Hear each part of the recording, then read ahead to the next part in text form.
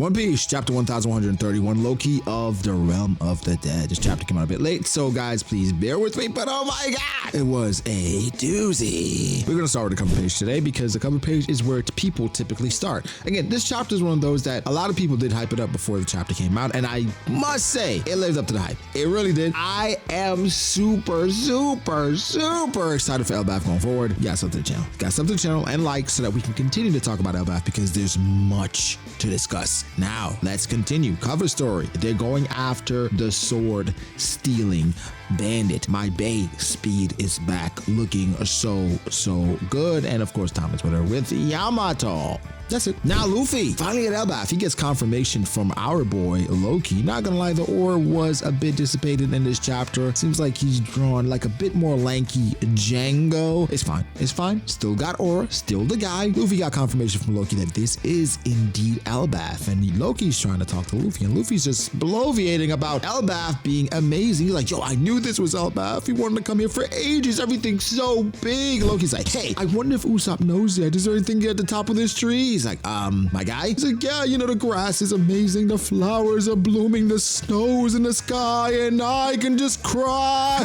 Hey, kid. Little help here? That's essentially what happened. Luffy goes on to talk about old man Dorian Brogy. I guess I thought Loki was gonna take those names and be like, oh, you know Dorian Brogy? Loki did not give a shit. He was like, I'm trying to talk to you, man. Like, you keep talking. Like, listen when I'm talking to you. I am the sun god from all the legends we passed down on this island. So don't speak unless I say so, human. Tell me, what do you think about me being locked up, huh? Does that make you happy, huh? Luffy's like, what? You got caught, that's on you. He's like, very perceptive of you. They weren't just trying to catch me though. They wanted to sweep me under the rug and erase me from existence. I've been praying to get out ever since. Can you believe it's been 6 years? How Loki's talking to Luffy. It is so funny because he's almost acting like if they're old friends and they're just catching up. He's like, bro, can you believe it's been 6 years? Luffy's like, nigga, I don't know you. And it's crazy because Loki loves himself, right? He's like, I'm the pride of Elbaf's immense strength. Luffy's like, 6 years? You know when you have that conversation with somebody and they tell you some information that you really don't care about, but just, you know, trying to be nice, be polite. You're like, huh, okay, that's crazy. Luffy's like, 6 years? The fact that Loki's saying 6 years, 6 years is nothing to a giant. They live so damn long. 6 years were like 6 weeks, 6 days. He says, these chains though, I'm the pride of Elbaf's strength. I'm the guy here, FYI, but these chains is sea stone and I can't go crazy with the chains. So, bro, how about you, lend me a hand? Luffy's so comfortable with Loki, it's almost scary because I'm just like, I don't know if Loki's a bad dude considering how comfortable Luffy is. I'm just like, am I supposed to hate Loki? Because I really like the guy. He's like, do you want to make a deal, Luffy? And he's like, you're a pirate, right? I want you to undo my chains by dawn. And in return, any pirate crew you want, right? I'll take them out for you without a trace. The key's somewhere in the village. Go get it. Luffy's like, even the kid pirates? Even the kid pirates. I like in this shot where he's talking about this is that we see his hammer, his black hammer. The first question is, why the hell does he have his hammer in jail? Maybe they couldn't remove it from him, right? Maybe it's bound to him and nobody else could touch it. So that's my headcanon right now because just leaving his weapon with him in jail, yes, he cannot move, he cannot do anything. But if he gets released, God forbid, a sun god Jesus human comes to Elbaf and evades all the security and manages to take a liking to Loki and release him, he doesn't have his favorite weapon. Well, he has his weapon here. It's almost like Odin when he had his swords in jail after Kaido knocked him out. We just don't care about weapons? All right. He then almost tries to scare Luffy by saying that he's in the realm of the dead at the lowest layer. And basically this is the layer for criminals and the condemned. So the Straw Hats, they have to essentially make their way upward. Well, for the ones that's already in Elbaf, they're ones that's approaching, but the ones that's already in Elbaf in this realm, they have to make their way up because they're currently in the prison and the execution ground. And so now the climb begins. I'm not sure if he's trying to scare Luffy by saying, yo, there are bones laying around, humans and giants. And Doug, do you know what Luffy was doing for 2 years on an island similar to this? And what the beasts of that island, how they view Luffy now? I'm sorry, brother, but this isn't working on him at all. He starts dropping Elbaf lore just randomly. So I like Loki. He's giving us information. He's saying that everything here is called the first world, right? And that these beasts, they've been around for thousands of years. And again, Elbaf is shaping up to be the exact thing that I expected, where it's like going up leads to more of Elbaf, and like Elbaf is gonna have this snowy big beast and just fast location. again, it makes a lot of sense, and I can't wait to see more of it. Elbaf almost seems insane, where it's just like, how is Elbaf and Skypiea not connected? In my head, my mind was that, right, you gotta climb up to go to Elbaf, and they're confirming it, that no, like, this is the bottom level, and this is the level that's somewhat, well, again, we don't know how they got here. We know Road brought them, but this level is somewhat attached to sea level. And so as they go up, how do they not reach Skypiea? Maybe just beneath it? I don't know, but I'm really interested in the lore here. The term first world got me really interested because the thought process is this is the origin of somewhat the One Piece world. It's hard to say, but the giants are some of the oldest living beings. They've been around, some of them for a very long time. Some, if they did not experience the Void Center themselves, they have ancestors that did. I'm sure a lot of these things are recorded. In regards to the first world, it could go back to like how the world started. And in Norse creation, Odin and his brothers, they used the corpse of Ymir and they brought his body and then they made earth from it. The sea was his blood, the earth was his flesh, and the mountains his stones and bones, the heavens his skull, and the clouds his brains.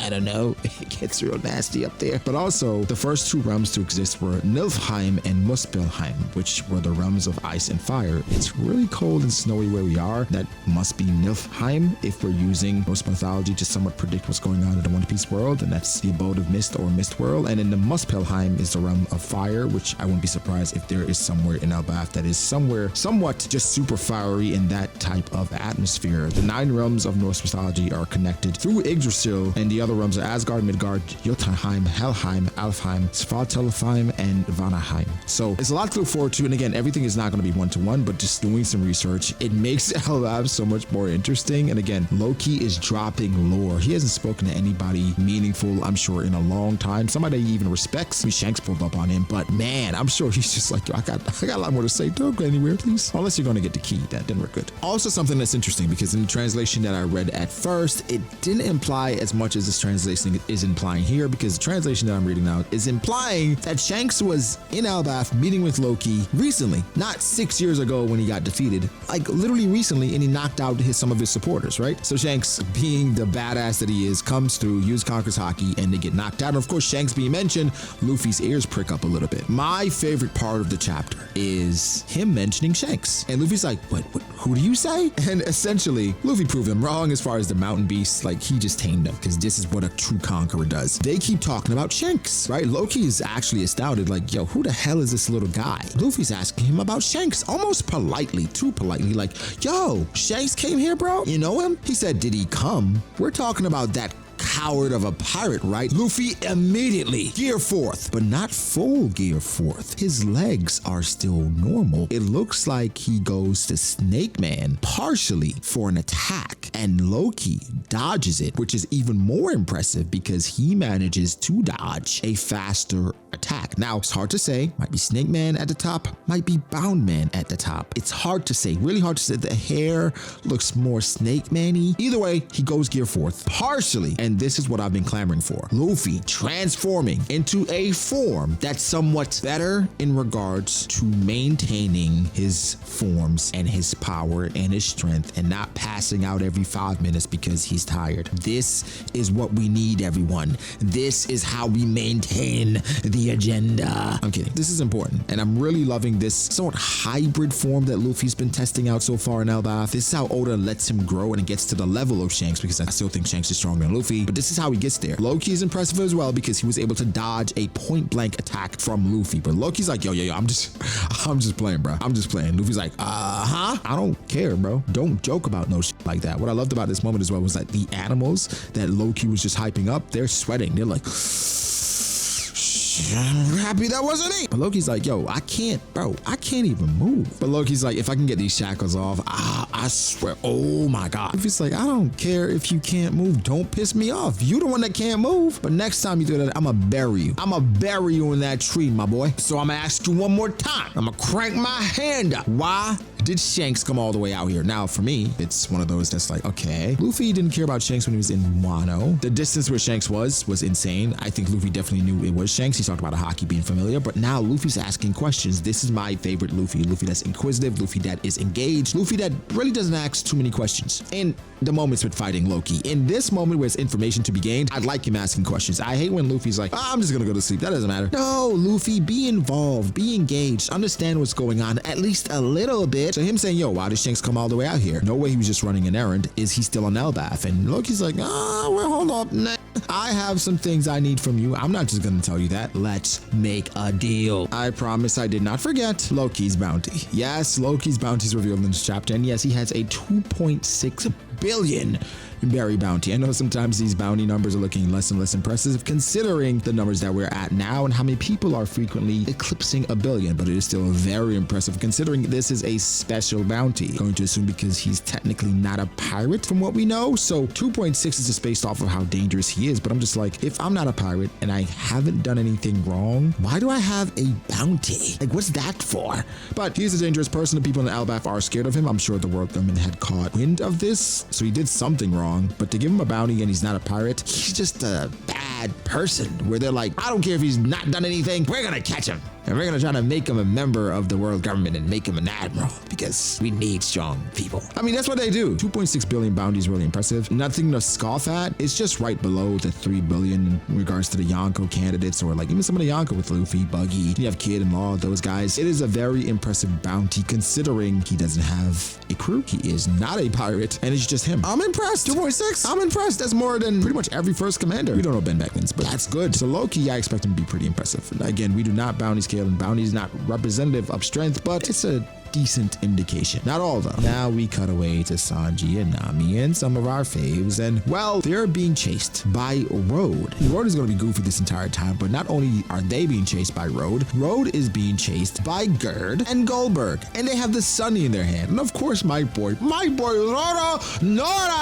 he's like, yo, all right, they got the Sunny, then I gotta cut him down. And they're like, yo, no. Usopp's telling Zoro, no, Zoro, you can't. They might know the masters. We gotta kind of think this through. But they're like, they almost act the Elbaf village. Sanji with the armor looks pretty cool. Nami's on Chopper. They understand the seriousness of this moment and like, yo, if they catch us, it'll be all over. Let's just get away for right now. I'm not gonna lie. Usopp save them because Zoro's about to cut them down. Now we go to Warland, the realm of the dead. We're still here. Warmland is crazy. We see Hyuden and we see Stanson, the shipwright, and they're fetching meat for the Straw Hats. I can see things going awry. I explain how in a second, but they're getting meat and preparing somewhat of a feast for the Straw Hats because, well, Hyuden is Luffy's child. He's subservient to Luffy because he's a part of his grand fleet. And they give us a reminder in this chapter. I'm just like, this isn't for us because this is something we talk about all the time. We remember this. At this point, they're trying to prepare things for Luffy and the others to make sure that they are comfortable. And I get that. Now we go back to the ship with the other Straw Hats and Brooke is talking about Robin. Yo, how is it, right? I have no experience in cutting women's hair, but how is it? Brooke has cut Robin's hair for her to look like 3 times Skip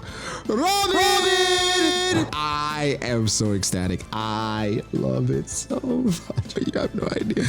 Robin just looks fantastic. This is the Robin that I know and love. Listen, I don't hate Robin the other way with how her hair was. I don't, but just like, this is the Robin I love and fell in love with. So it's just exquisite. Now, the reason why she did this is because she's about to meet Saul. I made a bad joke when I was reacting to the chapter. I'll put it here. All I'll say is I didn't know because I'm just like, yeah, you know, she's going to do all this and never see Saul, right? And they're about to make land, right? We move forward. And it's like, this is bad. Mr. Saul, he's fallen and he can't get up. And I'm just like, oh my God, my twisted joke came true. Damn, my foresight. It just made sense considering everything she was doing to see Saul. It'd be so twisted and Oda did it.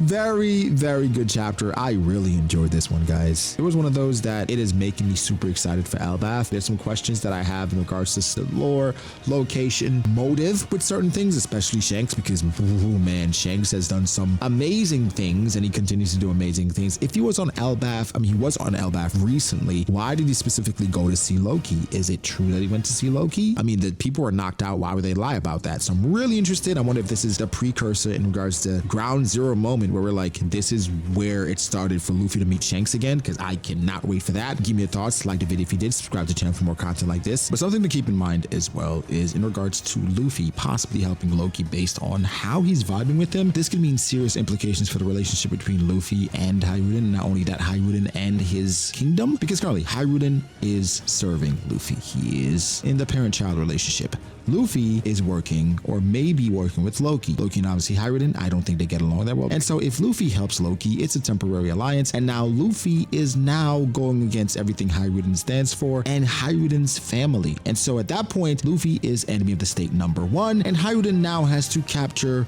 his parent in this relationship. This makes things super complicated. Luffy absolutely cannot free Loki. And then of course, Loki being there for 6 years, you have to somewhat start to think about Shanks. And I guess we'll save that for the next video. Follow me on Twitter at BrogDA. Follow me on Instagram at BrogDA.ace. Thank you to my patrons. I appreciate you guys so much. You guys make a lot of this possible. So thank you. If you'd like to support, link below. We're watching Dragon Ball, Dan, Peaky Blinders, The Bear, anything you can think of. We have a library that we watch free when we watch JJK. It's all there. You can go check it out. Link is below. I thank you guys so much. More information because I have to talk about Shanks in some capacity, because why won't we talk about Shanks? You guys love me when I talk about Shanks. Like, subscribe, bye.